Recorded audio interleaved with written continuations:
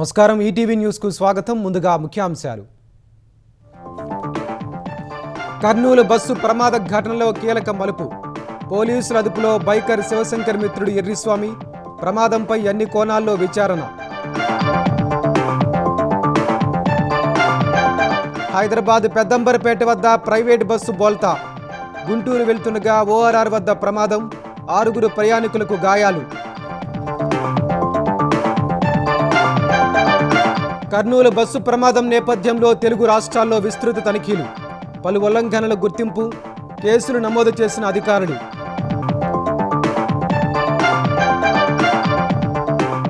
పదిహేను నెలల్లో 10 లక్షల కోట్ల పెట్టుబడులు సాధించామన్న చంద్రబాబు మరో 5 లక్షల కోట్ల పెట్టుబడులకు ప్రణాళికలు బీహార్లో ఎన్డీఏ విజయంపై ధీమా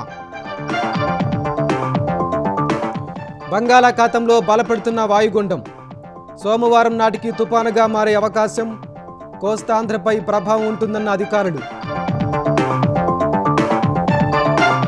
తెలంగాణలో డీసీసీ అధ్యక్షుల ఎంపికపై ఏఐసీసీ కసరత్తు సీఎం సహా నేతల అభిప్రాయాల సేకరణ సమర్థులనే ఎంపిక చేస్తారన్న పీసీసీ అధ్యక్షుడు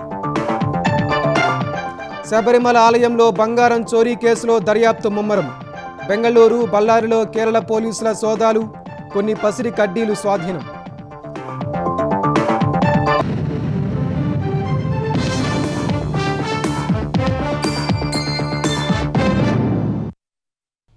కర్నూలు సమీపంలోని చిన్నటేకూరు వద్ద జరిగిన బస్సు ప్రమాదం దర్యాప్తు కీలక మలుపు తిరిగింది బస్సు ద్విచక్ర వాహనాన్ని ఢీకొట్టడం వల్లే ప్రమాదం జరిగింది ఈ ఘటనలో ఆ ద్విచక్ర వాహనం నడిపి ప్రాణాలు కోల్పోయిన శివశంకర్తో పాటు అదే బైక్పై ప్రయాణించిన అతడి స్నేహితులు ఎర్రిస్వామికి కూడా గాయాలైనట్లు తెలిసింది ప్రమాదానికి ముందు శివశంకర్ సీసీ కెమెరా విజువల్స్ బయటకొచ్చాయి అతడు మరో యువకుడు ఎర్రిస్వామితో కలిసి జాతీయ రహదారి వద్ద ఉన్న ఓ పెట్రోల్ బంక్ వద్దకు వెళ్లాడు తర్వాత ఇద్దరూ కలిసి బయలుదేరారు వేమూరి కావేరీ బస్సు ఢీకొట్టడంతో శివశంకర్ ఎర్రిస్వామి ద్విచక్ర వాహనం నుంచి ఎగిరిపడ్డారు ఘటనా స్థలిలోనే శివశంకర్ మృతి చెందగా ఎర్రిస్వామికి గాయాలయ్యాయి తర్వాత ఘటనా స్థలం నుంచి ఎర్రిస్వామి వెళ్లిపోయాడు సీసీటీవీ కెమెరాల ఆధారంగా ఎర్రిస్వామి కూడా బైక్పై ప్రయాణించినట్లు గుర్తించిన పోలీసులు అతన్ని అదుపులోకి తీసుకుని ప్రశ్నిస్తున్నారు ప్రమాదం జరిగిన తీరు ఏం జరిగిందో ఆరా తీస్తున్నారు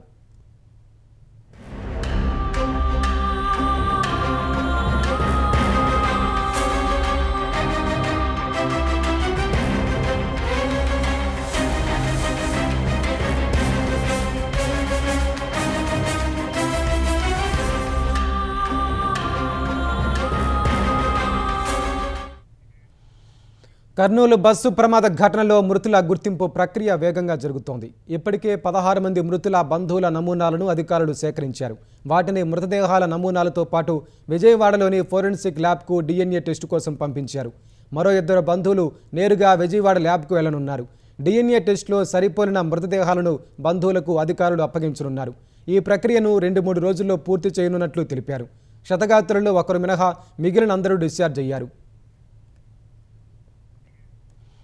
కర్నూలు వద్ద ట్రావెల్స్ బస్సు ప్రమాదం దృష్ట్యా ఆంధ్రప్రదేశ్ రవాణా శాఖ ప్రత్యేక డ్రైవ్ కొనసాగిస్తోంది బృందాలుగా ఏర్పడిన అధికారులు ఏపీ వ్యాప్తంగా విస్తృత తనిఖీలు చేస్తున్నారు నిబంధనలు ఉల్లంఘించిన ట్రావెల్స్పై 289 కేసులు నమోదు చేశారు అడ్డగోలుగా తిరుగుతున్న 18 ప్రైవేట్ ట్రావెల్స్ బస్సులను సీజ్ చేశారు అత్యధికంగా ఏలూరులో 55 కేసులు నమోదు చేసి 3 ట్రావెల్స్ బస్సులు సీజ్ చేశారు తూర్పుగోదావరి జిల్లాలో 17 కేసులు నమోదు చేసి 4 బస్సులను సీజ్ చేశారు అంబేద్కర్ కోనసీమ జిల్లాలో 27 కేసులు చిత్తూరు 22 కర్నూలు 12 విశాఖలో 7 నంద్యాలలో 4 కేసులు నమోదు చేశారు సరైన ధ్రువపత్రాలు లేని 8 బస్సులు అత్యవసర ద్వారం లేని 13 బస్సులపై కేసులు పెట్టారు బస్సుల్లో అగ్నిమాపక పరికరాల ఏర్పాటుపై ఆర్టీఏ అధికారులు ప్రత్యేక దృష్టి పెట్టారు అగ్నిమాపక పరికరాలు ఏర్పాటు చేయని 103 బస్సులపై కేసులు నమోదు చేశారు మొత్తంగా 7.08 లక్షల రూపాయల జరిమానా విధించారు ప్యాసింజర్ లిస్టు లేని కారణంగా 34 బస్సులపై కేసులు ఇతర ఉల్లంఘనలపై 127 కేసులు నమోదు చేశారు ప్రత్యేక డ్రైవ్ రోజూ కొనసాగుతుందని తెలిపిన ఆంధ్రప్రదేశ్ రవాణా శాఖ అధికారులు ప్రయాణికుల భద్రత కోసం ప్రైవేట్ ట్రావెల్స్ తగిన చర్యలు తీసుకోవాలని సూచించారు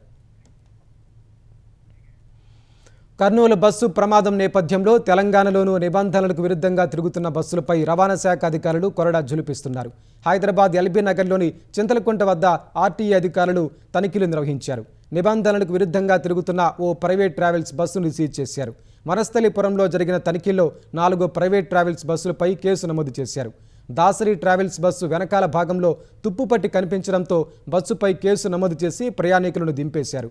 రాజేంద్రనగర్ గగన్ పహాడ్ వద్ద అధికారులు చేసిన దాడుల్లో నిబంధనలు పాటించని 5 ట్రావెల్స్ బస్సులపై కేసులు నమోదు చేశారు. ఒక బస్సును సీజ్ చేశారు. హైదరాబాద్ పెద్దంబర్పేట ఓఆర్ఆర్ వద్ద న్యూ గో సంస్థకు చెందిన ఎలక్ట్రిక్ బస్సు బోల్తా పడింది. 6 ప్రయాణికులకు గాయాలయ్యాయి. మియాపూర్ నుంచి గుంటూరుకు వెళ్తున్న బస్సు పెద్దంబర్పేట వద్ద ఔటర్ రింగ్ రోడ్డు నుంచి కిందకు దిగే సమయంలో మలుపు వద్ద బోల్తా పడింది. ప్రమాద సమయంలో బస్సులో 15 మంది ప్రయాణికులున్నారు. క్షతగాతులను వెంటనే డిఆర్డీఓ హైతనగర్ ఆసుపత్రులకు తరలించారు. ప్రమాదం కారణంగా ఔటర్ రింగ్ రోడ్డుపై కొంత సమయం ట్రాఫిక్కు అంతరాయం ఏర్పడింది. క్రేన్ల సహాయంతో బోల్తా పడిన బస్సును పక్కకు తొలగించి ట్రాఫిక్ను పునరుద్ధరించారు. ఈ ఘటనపై కేసు నమోదు చేసి పోలీసులు దర్యాప్తు చేస్తున్నారు. సంగారెడ్డి జిల్లా సదాశివపేటలో స్కూల్ బస్సుకు పెను ప్రమాదం తప్పింది. గురునగర్ కాలనీలో ఓ ప్రైవేటు పాఠశాల బస్సు వెళ్తున్న సమయంలో ఒక్కసారిగా హైటెన్షన్ విద్యుత్ తీగ తెగిపడింది. అప్పటికే బస్సు ముందుకు వెళ్లిపోవడంతో ప్రమాదం తప్పింది. బస్సులో 25 మంది విద్యార్థులు ఉన్నారు. ప్రమాదం తప్పడంతో అంతా ఊపిరి పీల్చుకున్నారు. కాంగ్రెస్ అధిష్టానం పిలుపు మేరకు ముఖ్యమంత్రి రేవంత్ రెడ్డి ఢిల్లీకి వెళ్లారు. డీసీసీ అధ్యక్షుల నియామకంపై చర్చించేందుకు ఏఐసీసీ సమావేశం నిర్వహిస్తోంది. ఈ భేటీలో ముఖ్యమంత్రి రేవంత్ రెడ్డి, కోర్ కమిటీ సభ్యులైన పీసీసీ అధ్యక్షుడు మహేష్ కుమార్ గౌడ్, ఉప ముఖ్యమంత్రి భట్టి విక్రమార్క, మంత్రి ఉత్తమ్ కుమార్ రెడ్డి, తెలంగాణ కాంగ్రెస్ వ్యవహారాల ఇన్ఛార్జ్ మీనాక్షి నటరాజన్ పాల్గొన్నారు. భట్టి విక్రమార్క ఇప్పటికే హస్తిన చేరుకోగా సీఎం రేవంత్ రెడ్డి బయలుదేరి వెళ్లారు. 35 మంది జిల్లా పార్టీ అధ్యక్షులను నియమించేందుకు 22 మంది పరిశీలకుల బృందాన్ని ఏఐసీసీ తెలంగాణకు పంపింది. వారు రాష్ట్రమంతా తిరిగి జిల్లాకు 3 పేర్ల చొప్పున పంపించారు. పరిశీలకులతో పార్టీ సంస్థాగత వ్యవహారాల ప్రధాన కార్యదర్శి కేసీ వేణుగోపాల్ ఢిల్లీలో సమావేశమయ్యారు. ఈ సమావేశానికి టీపీసీసీ అధ్యక్షుడు మహేష్ కుమార్ గౌడ్, పలువురు ఎమ్మెల్యేలు కూడా హాజరయ్యారు. డీసీసీ అధ్యక్షుల ఎంపిక ప్రక్రియలో భాగంగా ఇన్ఛార్జ్ మీనాక్షి నటరాజన్ గారు వారి అభిప్రాయాన్ని ఇస్తూ ఉన్నారు. మధ్యాహ్నం తర్వాత ముఖ్యమంత్రి గారు, డిప్యూటీ ముఖ్యమంత్రి గారు, ఆ తర్వాత నా అభిప్రాయం తీసుకుంటారు. సమర్థవంతమైనటువంటి నాయకత్వం జిల్లాలో రావాలి కాబట్టి చాలా సీనియర్ నాయకులు ఏఎస్సీ అబ్జర్వర్స్ని తెలంగాణకి కేటాయించడం జరిగింది. వారి క్షేత్రాల్లో దాదాపు 7 నుంచి 10 రోజులు జిల్లా క్షేత్రంలో పర్యటించి మండలాల వారిగా వారి అభిప్రాయ సేకరణ చేశారు. ఆ అభిప్రాయ సేకరణకే ప్రాధాన్యత ఉంటుంది. దాంతో సోషల్ ఇంజనీరింగ్ ఉంటుంది. ఎట్టకేలకి సమర్థవంతమైన నాయకుడు జిల్లా కాంగ్రెస్ కమిటీ అధ్యక్షుడిగా రావాలనేదే ఏఐసీసీ అభిప్రాయం. మా అభిప్రాయ సేకరణ ఇవాళ అవుతుంది. తర్వాత వాళ్ళు కసరత్తు చేసి ఈ నెలాఖరులోగా ఇచ్చే అవకాశం ఉంది. ఉద్యోగ అవకాశాలు కల్పించి యువతను ఉన్నతంగా తీర్చిదిద్దడమే కాంగ్రెస్ ప్రభుత్వ లక్ష్యమని తెలంగాణ నీటిపారుదల శాఖ మంత్రి ఉత్తమ్ కుమార్ రెడ్డి అన్నారు. నిరుద్యోగ యువతకు అనేక ఉద్యోగ అవకాశాలు కల్పిస్తున్నామని తెలిపారు. సూర్యాపేట జిల్లా హుజూర్ నగర్లో మెగా జాబ్ మేళాను మంత్రి ప్రారంభించారు. ఉద్యోగాలు సాధించిన పలువురికి నియామక పత్రాలు అందజేశారు. కాంగ్రెస్ అధికారంలోకి వచ్చిన 20 నెలల్లోనే 70,000 ప్రభుత్వ ఉద్యోగాలు భర్తీ చేశామని తెలిపారు. ప్రభుత్వ ఉద్యోగాలతో పాటు ప్రైవేట్లోనూ ఉద్యోగాల కల్పనపై దృష్టి సారించామన్నారు. యువతలో నైపుణ్యాల పెంపునకు చర్యలు తీసుకుంటున్నామని ఉత్తమ్ వివరించారు. తెలంగాణ రాష్ట్రం ఏర్పడ్డదే నిరుద్యోగ సమస్యపై. కాంగ్రెస్ ప్రభుత్వం వచ్చిన తర్వాత ఈ 20 నెలల్లో 70 నుంచి 75,000 ప్రభుత్వ ఉద్యోగాలు ఇవ్వడం జరిగింది. ప్రైవేట్ రంగంలో కూడా ప్రత్యేకంగా గ్రామీణ యువతకి ఉద్యోగ అవకాశాలు కల్పించాలనే ఉద్దేశంతో ఈ మెగా జాబ్ మేళా ఏర్పాటు చేయడం జరిగింది. తప్పనిసరిగా కొన్ని వేల మందికి ఇక్కడ ఉద్యోగ అవకాశాలు వస్తాయని చెప్పి నా పూర్తి నమ్మకం, విశ్వాసం. 15 నెలల్లోనే ఆంధ్రప్రదేశ్కు 10 లక్షల కోట్ల రూపాయల పెట్టుబడులు సాధించామని ముఖ్యమంత్రి చంద్రబాబు తెలిపారు. మరో 5-6 లక్షల కోట్ల రూపాయల పెట్టుబడులు ప్రణాళికల్లో ఉన్నాయని వివరించారు. యుఏఈ పర్యటనకి వెళ్లిన చంద్రబాబు పీఐటీకు ఇచ్చిన ముఖాముఖిలో పలు అంశాలపై అభిప్రాయాలను తెలిపారు. త్వరలో జరగనున్న బీహార్ ఎన్నికల్లో ఎన్డీఏ గెలుస్తుందని విశ్వాసం వ్యక్తం చేశారు. ఈ దశాబ్దం నరేంద్ర మోదీది అని చంద్రబాబు అభిప్రాయపడ్డారు. భవిష్యత్తులో ప్రపంచంలోనే ప్రభావవంతమైన వ్యక్తులుగా తెలుగువారు నిలుస్తారని ముఖ్యమంత్రి చంద్రబాబు అన్నారు. పీటీఐ వార్తా సంస్థకిచ్చిన ముఖాముఖిలో తన అభిప్రాయాలను ఆయన పంచుకున్నారు. ఐటీ విప్లవంతో తెలుగు ప్రజల తలసరి ఆదాయం భారీగా పెరిగిందన్నారు. దుబాయ్ పర్యటనలో పలువురు వ్యాపారవేత్తలతో సమావేశమైనట్లు చెప్పిన సీఎం విశాఖ సిఐఐ పార్ట్నర్షిప్ సమ్మిట్లో పాల్గొనాలని వారిని ఆహ్వానించానన్నారు. వచ్చే నెలలో ఆర్సిలార్ మిత్తల్ నిప్పన్ స్టీల్ ప్లాంట్కు ఆంధ్రప్రదేశ్లో శంకుస్థాపన జరుగుతుందన్నారు. ఈ దశాబ్దం మోదీది అని అభివర్ణించిన చంద్రబాబు జరగబోయే బీహార్ అసెంబ్లీ ఎన్నికల్లో ఎన్డీఏ విజయం సాధిస్తుందని విశ్వాసం వ్యక్తం చేశారు. Our Honorable Prime Minister, from 2000 onwards, is in politics. He is always winning the elections. All elections is winning. Even election Bihar, I am totally confident NDA will win. In Andhra Pradesh, I was able to implement Super 6 for the last 1 year, all welfare programs. Really, it is a super hit.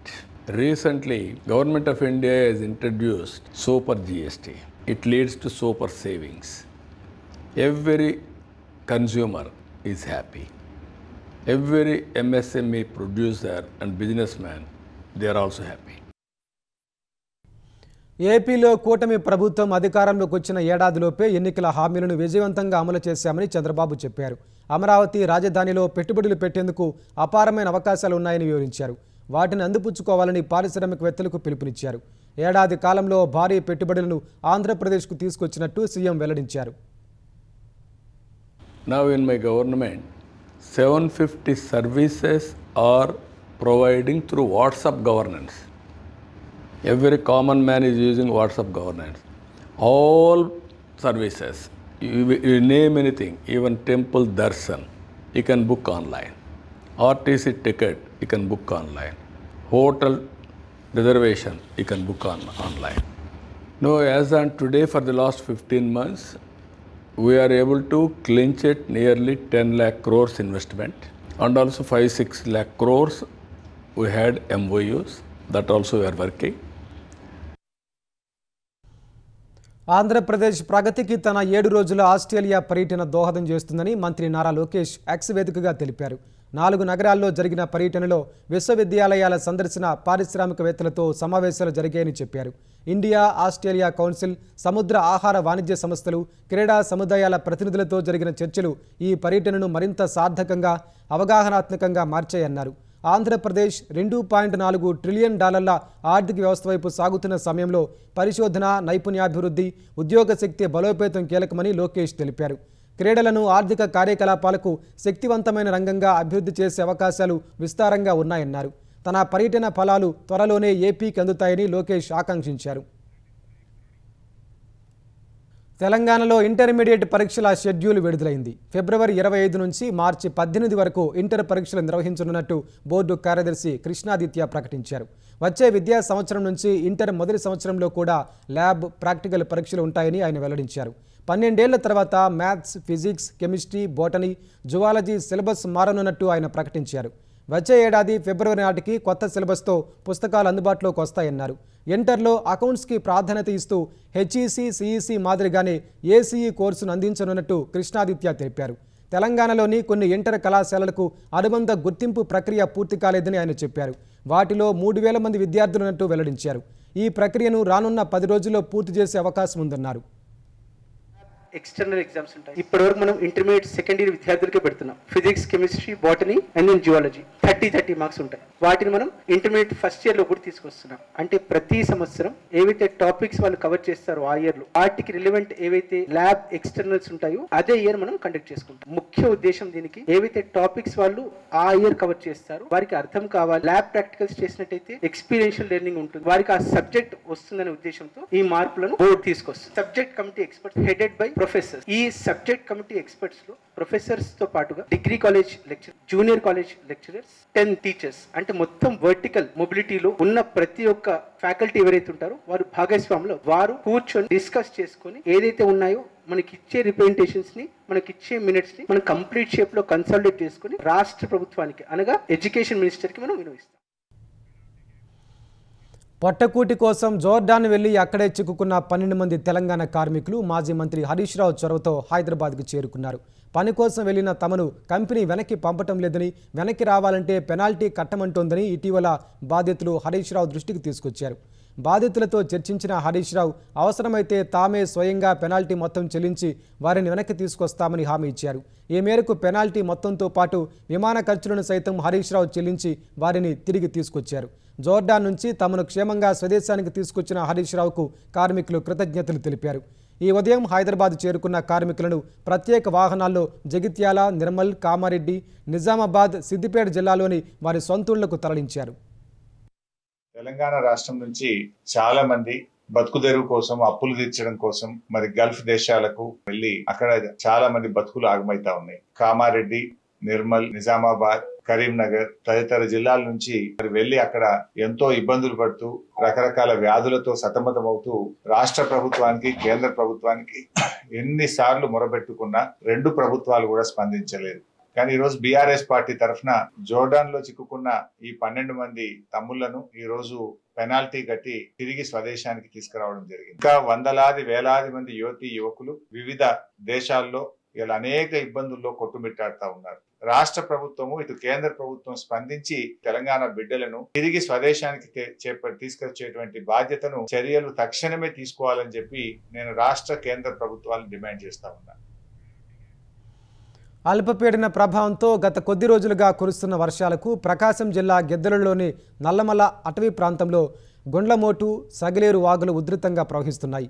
సరైన వర్షాలు లేక ఇన్ని రోజులు ఎండిపోయిన వాగులు ఇప్పుడు వర్షపు నీటితో జలకళను సంతరించుకున్నాయి. తాగునీటికి ఇబ్బంది ఉండదని, పంటలు వేసుకోవడానికి అనువుగా ఉంటుందని స్థానిక రైతులు తెలిపారు. నెల్లూరు జిల్లా సంగంలో భారీ వర్షాలకు చేనేత మగ్గం గొంతులన్నీ నీటితో నిండిపోయాయి. ఫలితంగా పనులు చేసుకోలేక ఇబ్బందులు పడుతున్నామని చేనేత కార్మికులు ఆవేదన చెందుతున్నారు. సాయినగర్, కొత్తూరు, రాళ్లచిలిక కాలనీల్లో 300 మంది నేత మగ్గాలపై ఆధారపడి జీవనం సాగిస్తున్నారు. ఎడతెరిపిలేని వర్షాలతో జీవనాధారం కోల్పోయి ఇబ్బందులు పడుతున్నామని ప్రభుత్వమే ఆదుకోవాలని నేత కార్మికులు కోరుతున్నారు. వర్షాలు గుంతలో నీళ్ళు వచ్చి పొడుగు దెబ్బ తినిపోయి బాగా దమ్ముకోపోయింది సార్. వారం నుంచి మా పని చేయలేదు, అల్లులు పట్టుకోలేము, ఇంకా ఏమీ ఇబ్బంది అయిపోతుంది. పొడుగు, జరి, చీరలు, వేసిన చీరలు ఒక 5 చీరల దాకా బూజు పట్టిపోయి ఉన్నాయి సార్. అవి ఆదుకోవాలి. మాకు దాదాపు ఒక 20,000 నుంచి 30,000 దాకా నష్టం వచ్చింది. వర్షాల కారణంగా ఆరబెట్టుకున్న మొక్కజొన్న మొత్తం తడిసిపోయిందని ఉరవకొండ నియోజకవర్గ రైతులు వాపోతున్నారు. 5 మండలాల్లో 6,000 ఎకరాలకు పైగా పంట సాగు చేశామన్న రైతులు ఎకరాకు సగటున 25,000 చొప్పున పెట్టుబడి పెట్టామన్నారు. పులికి గడేకల్లులో జాతీయ రహదారిపై మొక్కజొన్న ఆరబెట్టగా 4-5 రోజులుగా కురుస్తున్న వర్షాలకు తడిచిపోయిందని ఆవేదన వ్యక్తం చేశారు. కొన్ని చోట్ల మొలకలు వచ్చాయన్నారు. ప్రస్తుతం మార్కెట్లో క్వింటా ధర 2,000 ఉండగా తడిచిన దిగుబడిని కొనేందుకు ఎవరూ ముందుకు రావడం లేదన్నారు. ప్రభుత్వమే ఆదుకోవాలని విజ్ఞప్తి చేస్తున్నారు. నేను 9 ఎకరాలు సాగు చేసింటిని. కోత కోసిన తర్వాత వరుసగా వర్షం వస్తుంది. అవన్నీ నానిపోయి కలర్ రంగు మారి మొలకలెత్తి చాలా నష్టం జరిగింది. 12 నూర్లు 13 నూర్లు ఇట్లా అడుగుతున్నారు. దానికి చాలా నష్టం వస్తుంది. కొనేవాళ్ళు కూడా లేరు, మార్కెట్ సౌకర్యం కూడా లేదు. 4 రోజుల నోటు వాన వచ్చి నష్టపోతున్నాము. చేతికి వచ్చింది నోటు లేకుండా అయిపోయింది. అటుకంటే అటు అడుగుతున్నారు. మీరే దయచేసి ఏమన్నా చూడవాలి. మళ్ళకొచ్చినాయన్ని చాలా ఇబ్బంది పడుతున్నాం. 4 రోజుల నోటు ఒకటే వానే, ఆరేసుకునే తలకి వాన వస్తుంది. ఆగ్నేయ బంగాళాఖాతంలో నిన్న ఏర్పడిన అల్పపీడనం వాయుగుండంగా మారిందని విశాఖ తుపాను హెచ్చరికల కేంద్రం తెలిపింది. విశాఖకు ఆగ్నేయంగా 990 కిలోమీటర్ల దూరంలో ఇది కేంద్రీకృతమైనట్లు పేర్కొంది. పశ్చిమ వాయువ్య దిశగా కదులుతున్న వాయుగుండం 24 గంటల్లో బలపడి తీవ్ర వాయుగుండంగా మారే అవకాశం ఉందని అధికారులు తెలిపారు. ఈ నెల 27 ఉదయానికి తుపానుగా మారి నైరుతి, పశ్చిమ బంగాళాఖాతం మధ్య తీరం దాటుతుందని వెల్లడించారు. కోస్తాంధ్రపై తుపాను ప్రభావం ఉంటుందని స్పష్టం చేశారు. తుపాను తీరం దాటే సమయంలో గంటకు 90 నుంచి 110 కిలోమీటర్ల వేగంతో ఈదురుగాలులు వీచే అవకాశం ఉందని చెప్పారు. మరోవైపు ఈ తుపాను ప్రభావంతో తెలంగాణలో 3 రోజుల పాటు ఉరుములు, మెరుపులు, ఈదురుగాలులతో తేలికపాటి నుంచి మోస్తరు వర్షాలు కురుస్తాయని హైదరాబాద్ వాతావరణ కేంద్రం వెల్లడించింది. 26, 27, 28 తేదీల్లో తెలంగాణలోని ఉత్తర, ఈశాన్య జిల్లాల్లో అక్కడక్కడ భారీ వర్షాలు కురిసే అవకాశం ఉన్నట్లు తెలిపింది. ఆయా జిల్లాలకు ఎల్లో హెచ్చరికలు జారీ చేసింది. మలేసియా రాజధాని కౌలాలంపూర్ వేదికగా అమెరికా, చైనా మధ్య వాణిజ్య చర్చలు జరుగుతున్నాయి. ఈ ఏడాది ప్రథమార్థంలో ఇరు దేశాల అధ్యక్షులు ఫోన్లో చర్చించుకున్న కీలక అంశాలపై సంప్రదింపులు జరుగుతున్నాయని చైనా వాణిజ్య శాఖ అధికార ప్రతినిధి తెలిపారు.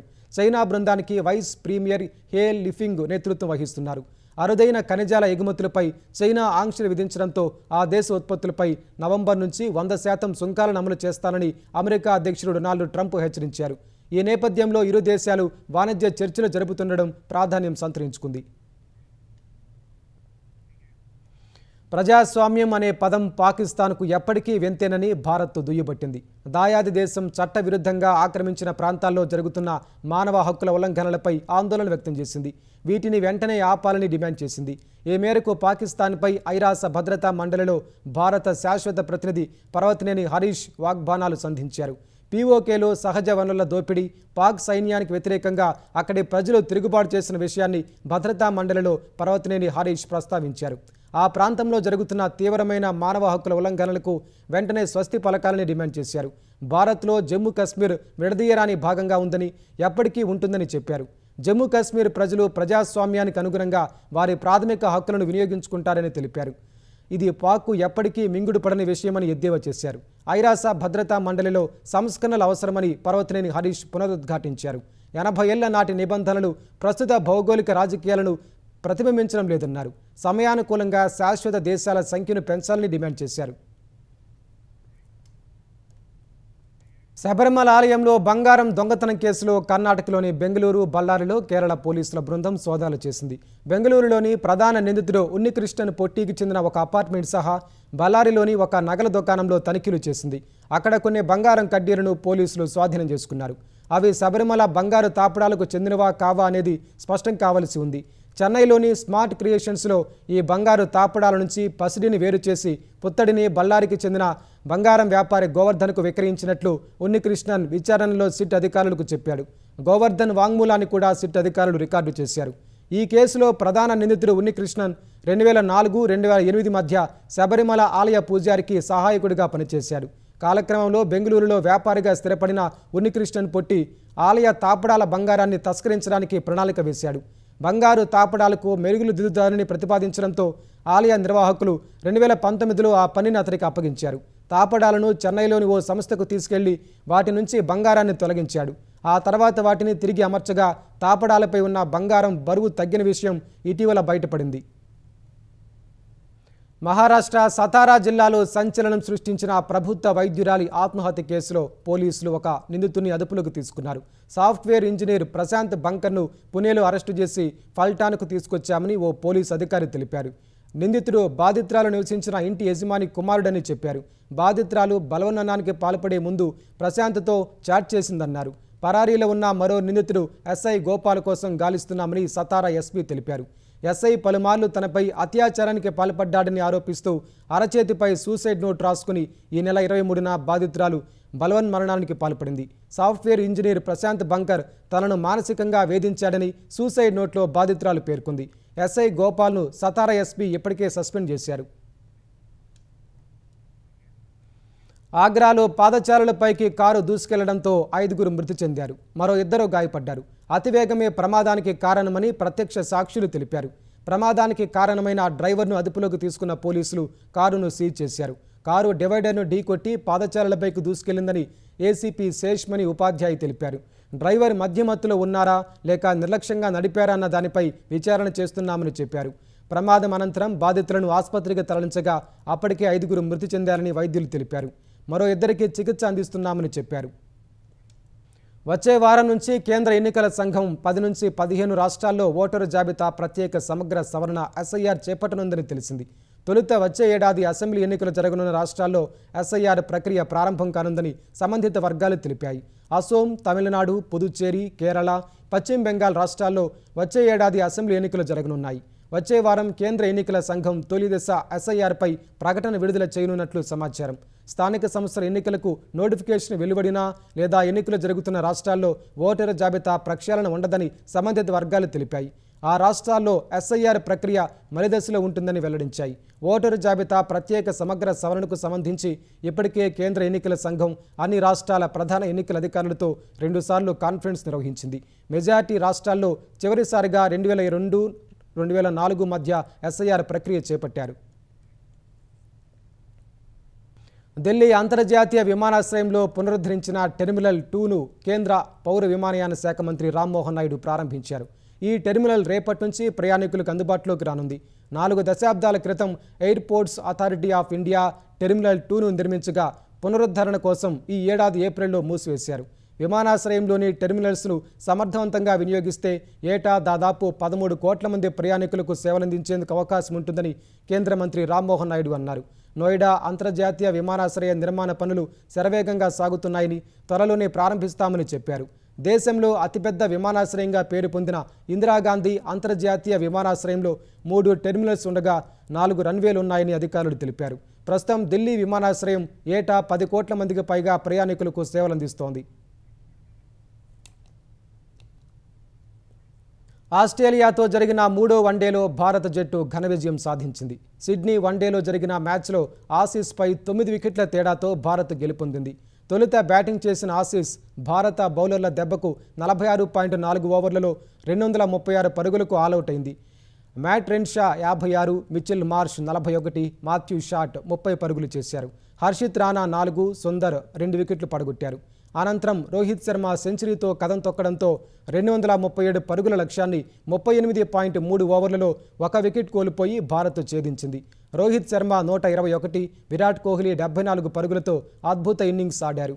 3 వన్డేల సిరీస్ను 2-1తో ఆస్ట్రేలియా కైవసం చేసుకుంది. ముఖ్యాంశాలు మరోసారి. కర్నూలు బస్సు ప్రమాద ఘటనలో కీలక మలుపు. పోలీసుల అదుపులో బైకర్ శివశంకర్ మిత్రుడు ఎర్రిస్వామి. ప్రమాదంపై అన్ని కోణాల్లో విచారణ. హైదరాబాద్ పెద్దంబరపేట వద్ద ప్రైవేట్ బస్సు బోల్తా. గుంటూరు వెళ్తుండగా ఓఆర్ఆర్ వద్ద ప్రమాదం. 6 ప్రయాణికులకు గాయాలు. కర్నూలు బస్సు ప్రమాదం నేపథ్యంలో తెలుగు రాష్ట్రాల్లో విస్తృత తనిఖీలు. పలు ఉల్లంఘనల గుర్తింపు, కేసులు నమోదు చేసిన అధికారులు.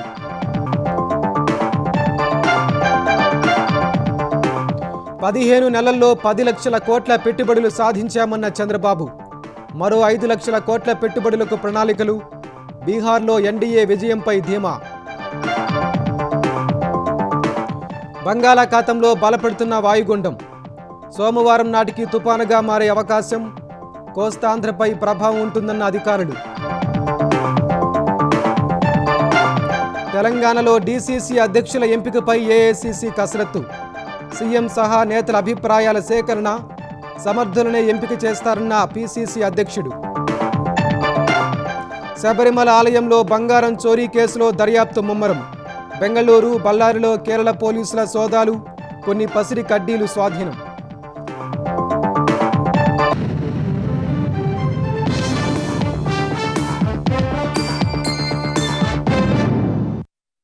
ఈటీవీ న్యూస్ సమాప్తం. నమస్కారం.